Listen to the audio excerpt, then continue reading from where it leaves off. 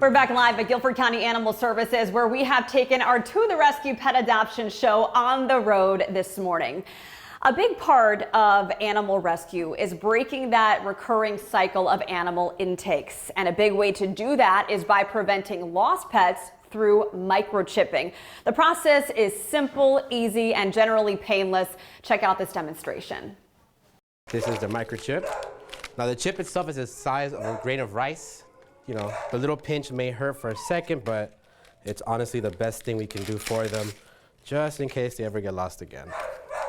Okay, you ready, bud? Okay, ready, Corey? Yeah.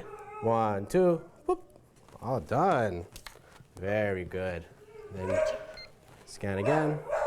There it is. And he now has a microchip. See, it's as simple as that.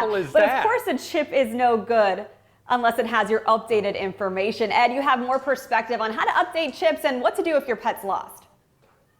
Yeah, just how simple is that to get you know, that little grain of rice, exactly, you know, on the back of your neck there, your dog's neck or your cat. And, you know, it's all about finding your lost pet, whatever tool you can use to find that pet, because you're in a panic, right, when you lose your pet. We're back with Lisa Lee.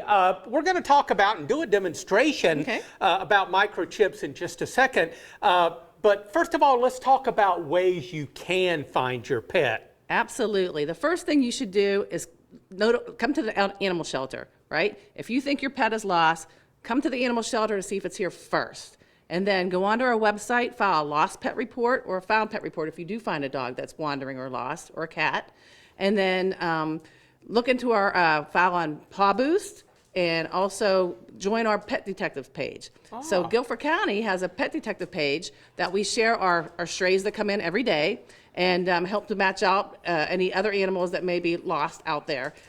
We've been very successful in reuniting animals before they even came into the shelter through our pet detective page. So it's really the first place to start is at the shelter. Yeah, and a lot of people are so distraught about losing their pet, they just don't think about doing really simple things like that. I like the idea of getting in contact with you guys, maybe picked up by animal control. We're going to do a demonstration. And we've got Lorenzo here, and we're going to see if Lorenzo has a microchip. So let's see, Lorenzo, do you have a microchip? So what you do is you scan like this, and you go all over the body.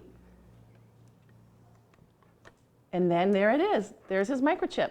And what kind of information does it have? So this microchip will show, in our system, it will show the owner's information, the owner, co-owner's names, addresses, telephone number, email addresses, and also the microchip company is really good if someone notifies them that they will also try to find the owner at that time to reunite the pet. So microchipping is the #1 thing you can do to guarantee that you will be reunited with your pet. And the important thing is to keep that information updated if you move or any of the information changes. Absolutely, because that's what animal control does in the field. They'll research the chip, and they'll go to the last known address and to the last known telephone number. So if it's not updated, there's a possibility that your animal will end up at the shelter, and we don't want that. Yeah, we definitely don't want that. We want to find them and bring them back home.